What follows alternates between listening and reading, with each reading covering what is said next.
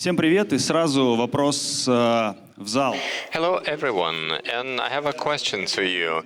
Who is not related to incident investigation? Who is not related to incidents altogether? Who does administration, security, Будет о чем поговорить сегодня точно.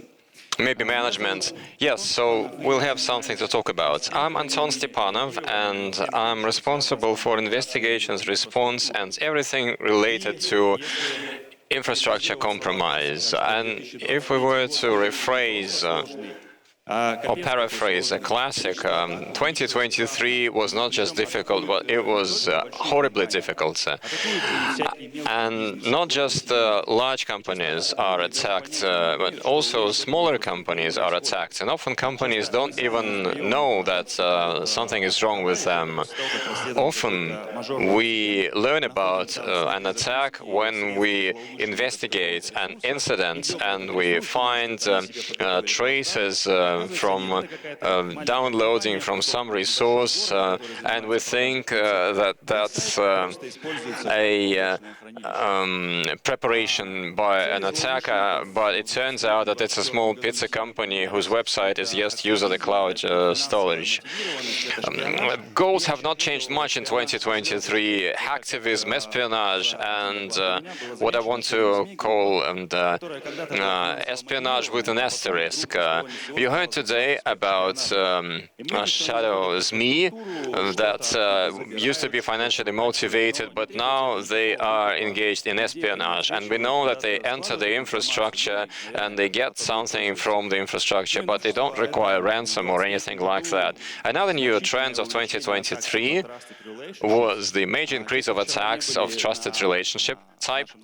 Those who didn't have a chance to listen to the presentations here today, yesterday there was a presentation by Alina talking about that. So who are our adversaries? What is the adversary profile? And I would like to quote a Russian writer, Sergei Dovlatov. Tigers respect lions, elephants, and rhinoceros, but lies respect nobody. We work in a high-tech area.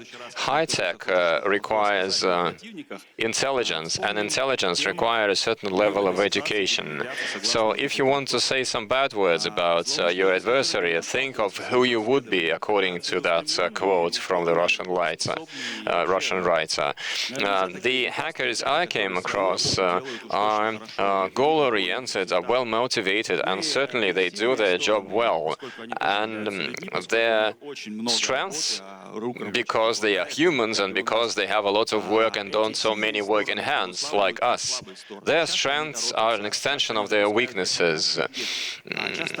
Or rather, they explain their weaknesses. Sometimes they are in a rush, sometimes they make mistakes, sometimes they make a lot of noise in the infrastructure. Sometimes you get an impression that there was a noisy party going on your infrastructure, and other times it's a very silent operation. So today I'll talk about what you want to look at in order to understand that something is going wrong. And there are plenty of places to look at. I won't give you any rocket science. I won't give you any sophisticated methods or techniques. I will talk about very mundane things that work so well that sometimes it makes your hair stand on your head. And so the first thing that you want to pay attention to is, of course, our users, who we love so much. Users, people make mistakes, that's normal. They get tired, they lose focus for other reasons. Yes, of course, there exist people who never made made a mistake once in their life. I know at least one person of such kind, that's my wife. But other people, ordinary humans, they do make mistakes from time to time. And how can you identify those mistakes? And I will structure my presentation in the following way. I will describe a problem, then I will share some real-life examples, and finally some recommendations that we provide in our reports. Recommendations would be of the type do good, don't do bad, very high-level ones. Итак, большая организация, в которой работают десятки тысяч человек, A big organization with tens of thousands of people, tens of thousands of users get an email. And yes, I appreciate small letters here, but the keyword there is bonuses. And no one responded. Some people just ignored, others reported it to IT security, except for one curious individual. When he saw the word bonuses, he wanted to look what those bonuses are. And in fact, the template of the letter is different from the corporate template. And the person who sent it was almost a cleaner who didn't even have a working desk. And still that individual wanted to look into it. The fact that the archive was password protected did not concern that individual, and there was a file with a strange file name. And also with VBS extension. The person went to Google how to launch that VBS, and he didn't get any bonus, but the attackers got what they wanted. They got access into that infrastructure. In 5 hours' time, they had admin-level domain. What's best to be done here? Well, you've got to reach out to your users and explain to them that we are in a zero-trust environment, and talking to any individual, if you can't come up to them and touch them, that's unsecure. You've got to verify everything. And again, security people have to have their own mechanisms of response. Here, the response didn't happen. The infrastructure wasn't inspected for compromise, and that led to unpleasant consequences. Next point is security means. In any infrastructure, you would have anything. You would have antiviruses, CMs, other security tools. This helps us to identify attackers, but it's not always well configured. And again, in the same company, in the previous case, when the attackers were able to get into the infrastructure and they started to move on, and they went to a server where they could get the credentials of an admin, of a domain admin. And the antivirus tells them, okay, you can't do this in this system. They relaunch the process, and the antivirus doesn't let them do that. So what they did, they deleted the antivirus, and they did whatever they wanted. And here's a screenshot of antivirus deletion. It's not that we breach and then we investigate.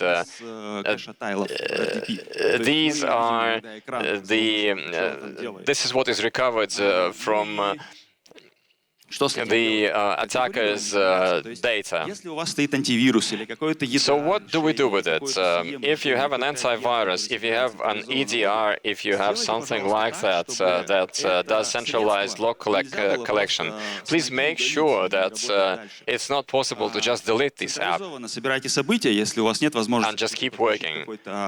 Collect events in a centralized way, somewhere else, somewhere far away, so that it's difficult to reach. And also, creating alerts to admins, to cybersecurity people who would be able to see it and mitigate it. Because here we received information about antivirus hits. We started an investigation and we asked, maybe you had an antivirus hit, and the response was yes, and let us check. And yes, there were hits. Concealment of trail, that is also quite a typical behavior. When attackers get inside the infrastructure, they want to make sure that they go unnoticed. And the trend of this season that started last spring is unset hist file and history -C. Unset hist file has been used pretty much by every attacker that I've seen. And the only time that I saw this command as a legitimate one, that was when we found unset hist file and we asked them, is this legitimate? And they tell us yes. The admin said that he went to a server, he did something he was ashamed of, and he used that command. This technique in itself makes it very difficult to detect attackers, because if you only have standard logging, then if you destroy your standard logs, that's really painful. And EDR helps in this case. And when our customers had EDRs, then we were able to respond immediately after that unset hist file was applied. And also, EDR helps to find out information about the attackers, because they're also people, they're humans, they also make mistakes, they get tired, and the biggest mistake that I come across, она на английском языке ушла, и приходится это все дело переводить. Вот у злоумышленников то же самое происходит. You type something, some email, some letter, and it's in English, and you have to translate it. And so the text in red box shows that either they switched language twice, or they have a particular keyboard layout. And also, this points to the fact that the person doesn't know how to blind type, and they skipped and they missed a mistake. How do you prevent this in your infrastructure? First, centralized log gathering. The important thing is to keep your logs. There are standalone EDR solutions that you install and administer. Also helps in retrospective investigation. NA SOC is ideal. That's when you have dedicated people monitoring your infrastructure on a 24/7 basis, and if something happens, they call you and they tell you that, look, you have a problem.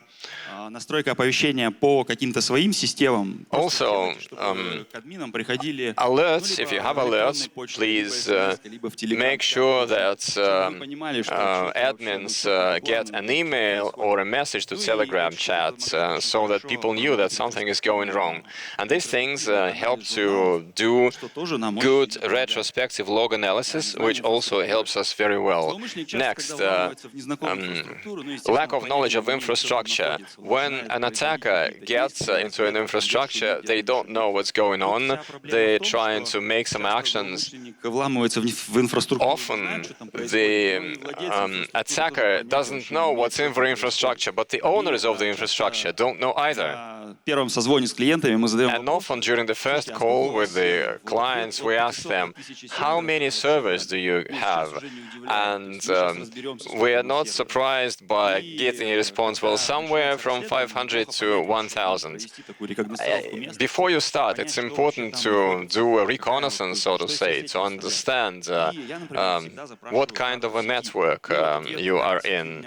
I'm always asked for a map of the network, and the response that I have the map in my head is a common answer. The owners of the infrastructure don't know what's going on. I'm always tempted to ask, okay, take it out of your head and let's see what's there. A recent case, quite a big one, an interesting one, was that when attackers got access to a large company which had a few hypervisors that had guest hosts in OpenStack. There was no monitoring. It was very difficult to check something in retrospect, and they started doing their thing there. And importantly, they went to the level of hypervisor, and then they went to the virtual machines level with all the necessary information that they wanted. But in OpenStack, for every instance, there's a file called console.log that logs everything that happens in console. And it's not a batch history type of file when you type in a command and the command is logged. No, it's all actions, all the way to keystrokes. And this is an example of that console file where we can see that the attacker tries to conceal their traces. They type in a password to one of their servers. Well, we didn't check, but it looks very much like they did that.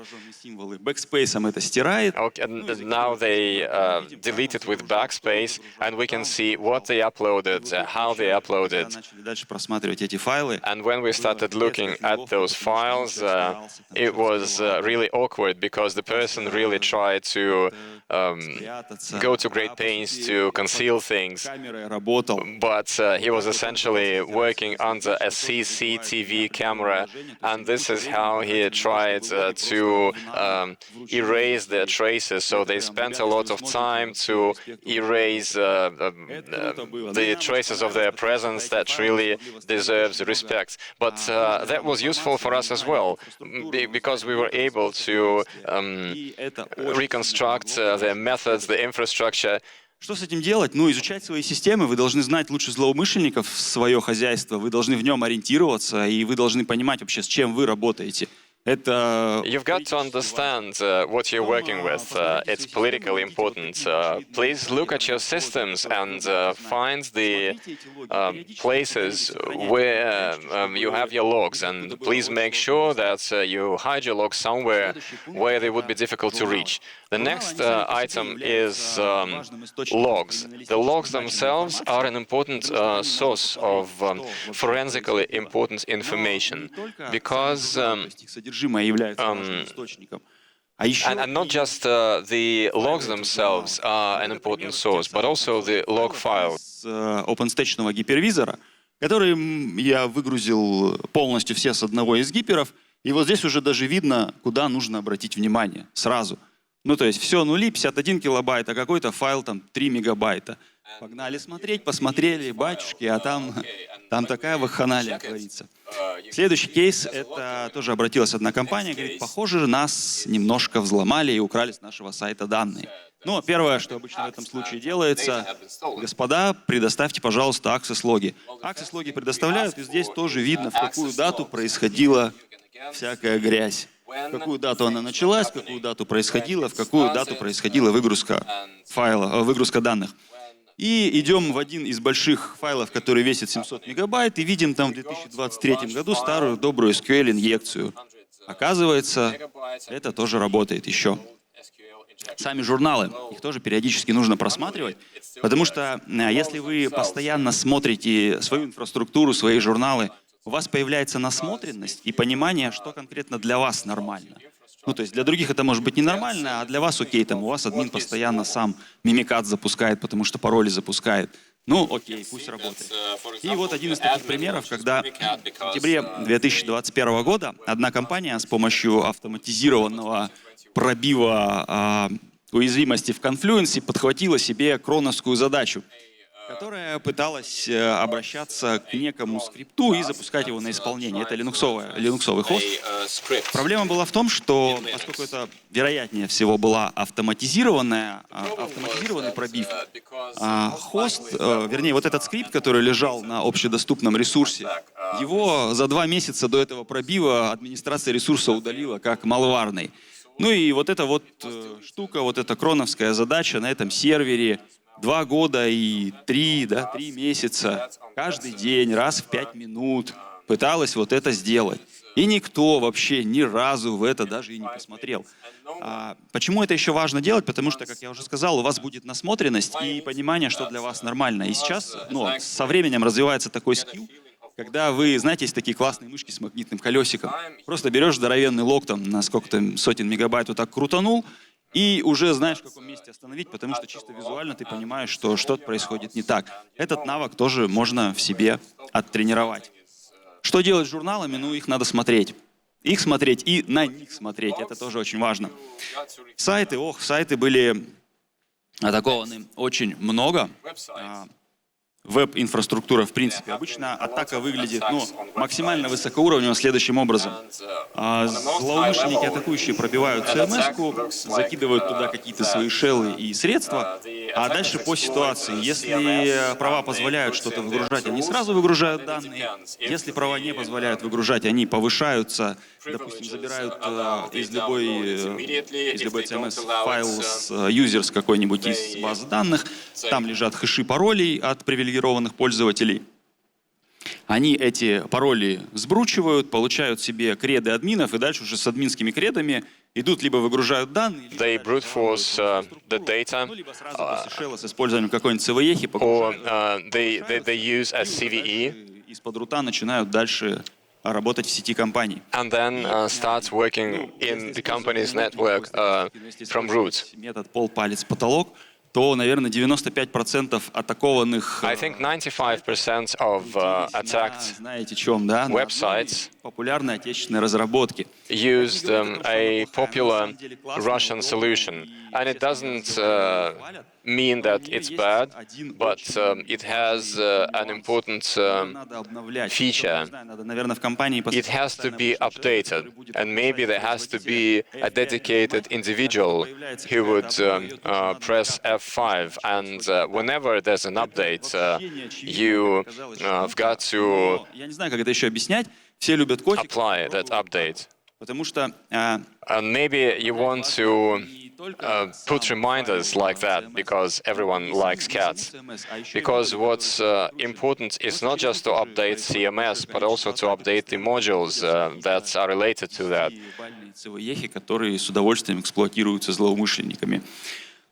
Из популярного часто для того, чтобы выгрузить данные с Often, сайта, to download data from a website, adminer. people use this open source thing called adminer. That's a PHP script that is put into a published directory, Опубликованную директорию по URL and the attackers go there using a URL address, штуку, которая позволяет and they get a great tool все базы, подключенные that helps download all databases connected to the website without a text message, without any problems. крутится на каком-нибудь там Postgre или SQL. A website uses some Postgres or SQL, and all the credentials are often stored unencrypted. Находят его, забирают оттуда They get to that file, they find the credentials, they use the adminer, okay, and 2 hours and the data has been stolen. What do you do with that? Временно обновлять вообще все, что у вас есть. Вообще, Timely хорошая update. привычка обновлять все. It's a good Там, хоть под Linux, habit to update everything. Windows, Linux. но все There are равно no viruses for Linux and Mac, but still отдельная боль. updates are important. Просто вот наружу, пожалуйста, заходи, пользуйся. The admin access to the website is another thing. Some people use very Ломается, а попав в straightforward passwords, and if you get to the admin account, you can do anything. себе WAF. WAF, it's Зато пользы вот атаки типа SQL inject, also useful. оно отсекает вообще на раз-два и очень сильно помогает. It disables things like SQL injections. По adminer VSO And you want to grab your site for adminer, WSO, base64, etc. When attackers go to your website, they bring their tools and they don't care to obfuscate them. If you simply grab your website for the word adminer, and if you find something there, then there would be something to think about. WSO is another popular web shell that are implanted on websites that we have come across often. That's among top 10. Base64 and strrev are Python functions that attackers used to obfuscate so that antiviruses didn't see immediately that something bad is happening. Кодирует. Ну и PHP уже декодирует это все обратно и нормально запускает. Сети. Networks. Сети есть у всех, это нормально, это вообще. Everyone has networks. Как должна выглядеть нормальная сеть у любой компании? How should a good network look? Некое пограничное устройство. This is the company network and some boundary or some security tool. And in that security tool, people can control and monitor, they can review history. So that should be an intermediary between your corporate network and external internet. То на сетевом устройстве вся эта грязь будет видна, потому что ей же нужно как-то You would be able to see all of the intrusions in that должна быть история. 3 месяца, а лучше firewall device. And again, you want to have history for 3 months, or better 6 months, and even better 5 years. Хороший пример из жизни, как это происходило. A good example from real life. A company was attacked on a Monday morning. The network administrator poured themselves a cup of coffee to see what's happening in the infrastructure. And something strange is happening when there is a slow upload to some VPS. It was a good thing that the attacker probably was greedy with money, and the slow of the upload was very slow. And the attacker didn't get anything, and he kept sending the company messages that I stole your data, whereas he didn't actually. That's a good example. The bad example, when the attackers use a tunneling utility and they go to the infrastructure without any problems. There's another open source utility. When attackers get on the host, they use this utility to exploit that host. Либо в виде просто какой-нибудь задачи крона или в пользовательский конфиг записывают. Through a cron task, or they write something in the user config, and this utility connects to its relay servers. Логин и пароль там являются одной строчкой, то есть при... The login and passwords are one line. So when you install the utility, you get a code which is concurrently the login and password at the same time. And the attacker also uses this G-socket relay, and they get into the infrastructure. This happens all the time. How do you detect that? Because this is an open source project, it doesn't have that many relays, and we have a script in Python that helps at a given point in time, because the addresses of those relays keep changing. But at a given point in time, the script would help you to automatically or manually get the addresses relevant at that point in time, and to check your devices for references to those addresses. Recommendation here is to transition from a blacklist model to a whitelist model. А все остальное запрещено, а наоборот. Вы все запрещаете, вообще все. That's no allow any, and then there's a list of exceptions, but you disallow everything, and then you allow by exception. Yes, clearly, for the first 2 months, that's going to be a real problem. Some user would keep whining that they can't get access to this or that resource. Я уже говорил, хранить историю соединений. It's also important to keep the history of connections. Да, мы храним 3 дня. Because sometimes people respond that, yeah, we keep our logs for 3 days, and the incident happened 3 months ago. If you ask me, the best ideal number is 6 months. Shouldn't be shorter than that. All connections should happen through controlled points. It shouldn't be that admins have their own Дырку ходят в мир, и вы это вообще access points, and you don't control that. в очередном респонсе оказывается, And then было еще что-то. it turns out during a response that there was something else that no one knew about. And also review the network statistics. You should get suspicious when there's a lot of traffic to an unknown resource. Ну и странные Scheduled connections and strange addresses and host names. Если вы где-то видите Proton VPN, ребята, So yesterday I heard this phrase that I liked. If you see Proton VPN somewhere, there's a great probability that you have a problem. Next one, customers. Attacks в 24-м определенная of trusted relationship. That's a big challenge in 2024. с тем, куда ходят ваши подрядчики. You've got to be aware of where your contractors go in the infrastructure and what they do, Никто за этим не следит. because often this is not monitored. По щелчку пальцев понять, что какая-то беда происходит. But you can very easily understand that something bad is happening. In this screenshot, you can see that С адреса Proton VPN. a contractor logged on from a Proton VPN service, and Потом пошел какими-то другими делами заниматься, потому что, как я уже говорил, злоумышленники then they went to do something else, because, as I explained, attackers have a lot to do. And then in September, the first thing happened in May, and then in September they also come back from Proton VPN and do whatever they want. This can be easily monitored в виндовом сервере. from Может быть, что-то бросится в глаза. your logs. Обычно Maybe something would come to your attention.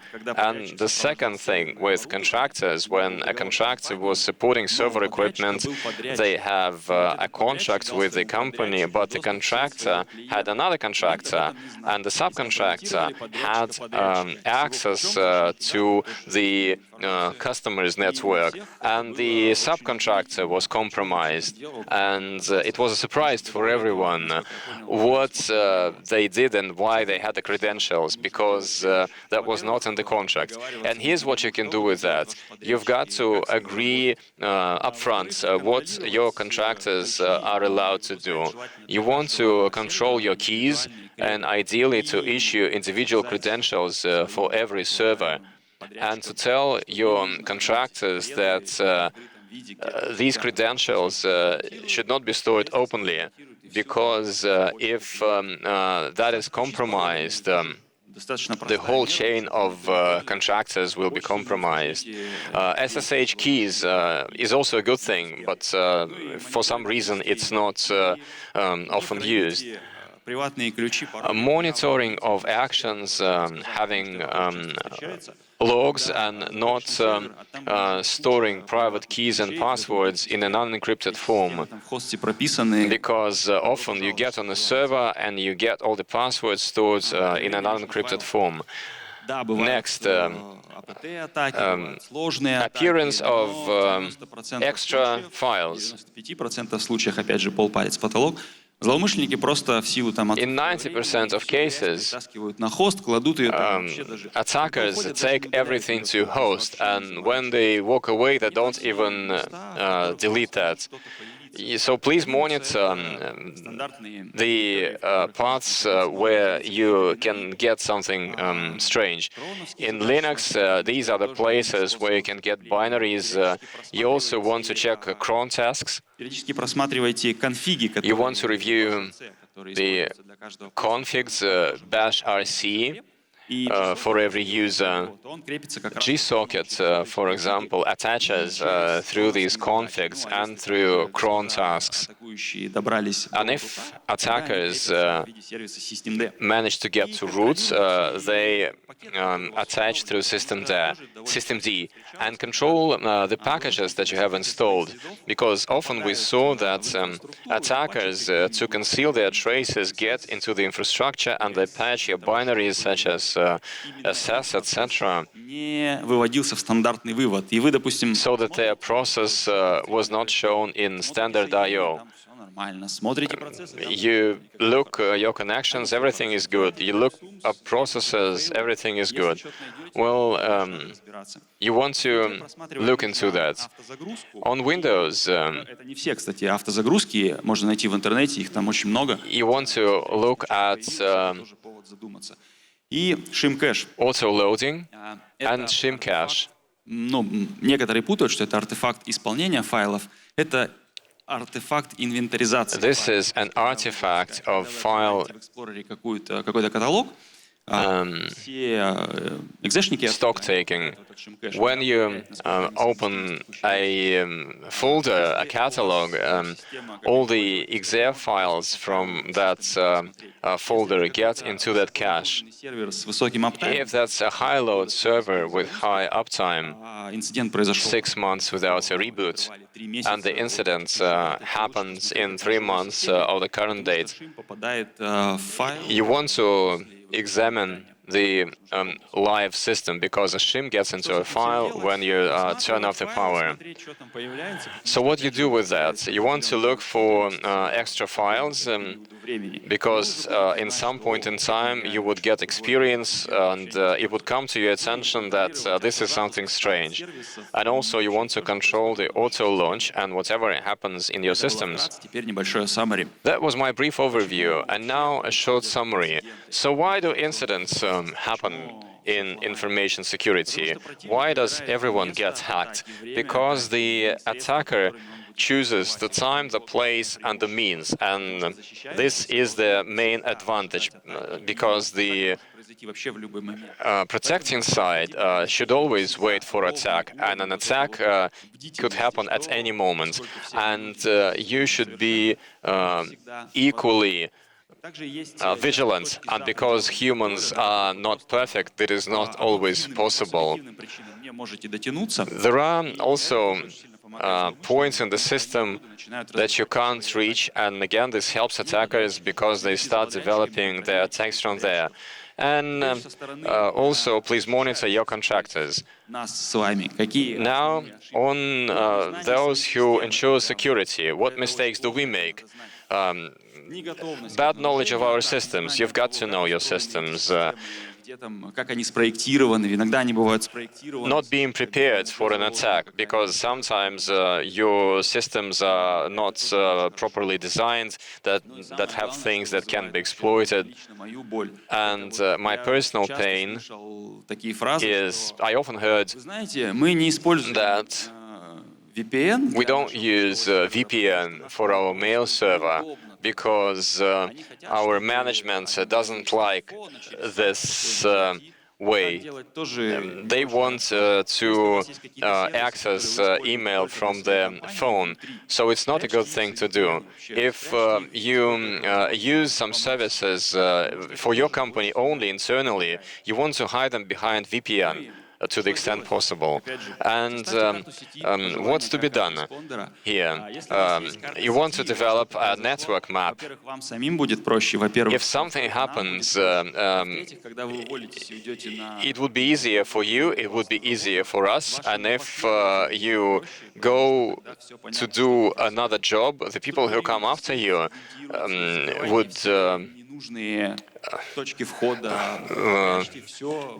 it would be easier for them to understand. You want to structure everything. You want to hide everything behind VPN. I'm a paranoid, and my recommendation is to cover up as much as possible. Как это все искать? Ищите необычное в обычном. Это то, что Look for the abnormal in the normal. вы понимаете, что это вот. That was my point about logs. When you review logs, you see, okay, that's normal, that's near normal, and that's abnormals. We've got to look into it. And when you do that continuously, you would have an instinct of things that deserve attention. Но это нужно делать обязательно. Do timely software updates. That sounds like a У вас происходит. И на этом у меня plain fact, but still that's important. Okay, and that's it. That is the end of my presentation. Thank you very much. вопросы. Any questions? Нет вопросов. No questions? Планшет. Oh, the tablet. Можно пока так, может задать, да, какой-то вопрос из зала. You can ask your questions from the room. Как заставить Meanwhile, админов обновлять ПО? how do you make admins to update software? Я боюсь, что если я скажу то, что я думаю, это будет Well, if I say what I think, наказуемо. I guess that is punishable under the criminal code. I don't know. In the same way that you Кто work это у with нас тут children. Citrix не обновил? Okay, so А кто это у нас тут не обновил винду? И так далее. making sure that they update Bittrex and Windows and Все whatever. понятно читать, да? Do I read out all these questions? Добрый вечер. Как обстоят дела с использованием бестелесных вирусов? На что, кроме стандартного мониторинга подозрительных команд, сетевых обращений, нужно обращать внимание для выявления Viruses. вредоносов в What памяти? do you pay attention to На выявление вредоносов в памяти нужно обращать to внимание identify на память. malware in RAM? Well, you've got to monitor your RAM. Что память это достаточно But сложная RAM is quite a sophisticated structure. Он был рассчитан на широкую аудиторию. I wanted that my presentation is for a broader audience, for those who are responsible for administration, whereas Сложности. И там даже нам иногда бывает сложно, поэтому particular categories of viruses, it is sophisticated even for us. Volatility is a good tool. Well, if you are paranoid to that extent, which is not bad at all, then you want to work like that. команды из файла bash history по умолчанию не имеют Commands from bash history do not have time attributes, and it's not clear who types in those commands. Maybe the admin itself themselves did that. Yes, that's a good question. You can set up your environments in such a way that bash history would also record timestamps, and if you do that, you would Записывай ко мне временные метки. do a great job. If you tell your admins to also record the timestamps, that would be an excellent Что я solution. могу делать при атаках, чтобы меня никто не заметил? As an attacker, what can I do in my attacks to go unnoticed? I understand that any exploit Конечно, есть. Уважаемые, will be noticed. не надо стирать историю, не надо ничего делать. Well, yes, there are ways. Don't clean history. If you clean history, well, you can clean history, but that wouldn't change anything because in our cases we can always reconstruct the trail. Привет, где искать, что мои данные, хэши, куки опубликованы наружу, если я чайник, If I'm в новостях. a newbie, how do I make sure that my data or cookie has not been leaked outside? На самом деле есть сервисы в интернете, где вы There are можете services on the internet where you can type in your phone number. работают через VPN, потому And by the way, the services work through VPN only because they are not что вероятных противников. Вы можете просто developed забить телефон и by посмотреть, Russian specialists, but by какая у вас машина, foreign как вы companies. ездите. You can look up those services and see where you ordered food deliveries to and what is the car that you have. You can find a lot about yourselves and Есть ли какая-то статистика, and the people you know. не демонстрирующая экономическую выгоду? Whitelist is a good thing, but how do you persuade the business? Do you have any statistics that would demonstrate the economic benefits?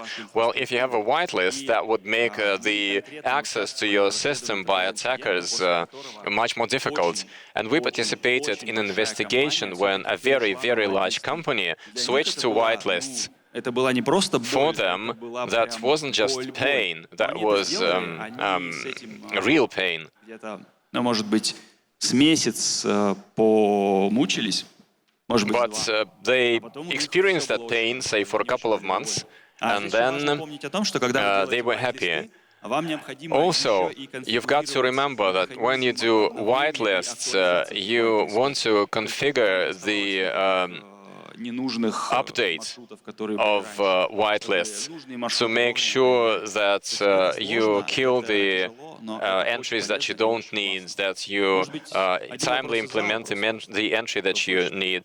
And perhaps one question from the audience. Почему бы не использовать Credentials Guard и группу Protected Users? Why don't you use protected users group? Почему бы не использовать это как одну из самых, наверное, известных превентивных мер? Why don't you use that as a prevention measure from horizontal movements in the network? That's a good question. I wonder why it is not used, and it's a question to admins, but because we are a customer-oriented company, I have to be polite. But inside, you understand what I feel. That is really the first thing to do. So the purpose of my presentation today is to share my pain, because most attacks, those are not APT groups. That is not something sophisticated. Those are very banal things that you just have to look after. It's just when you are at home, when you leave home, you want to make sure that you have unplugged the iron. Do we have Отвечать еще на вопросы? more time? Do I take more questions? Да, сейчас вот еще хотят. Давайте, я вот слышу. Можно я к мужчине из зала подойду? Yes, let me approach this gentleman here. Мужчине из зала. Все, да. Я просто знаком с этим парнем. Спасибо. Здрасте.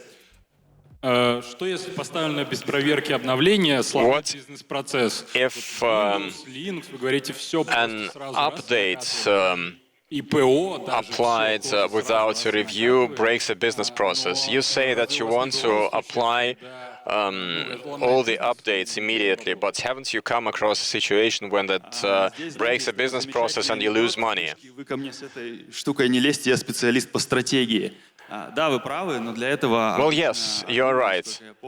But for that, as I understand, admins set up a sandbox to see whether the updates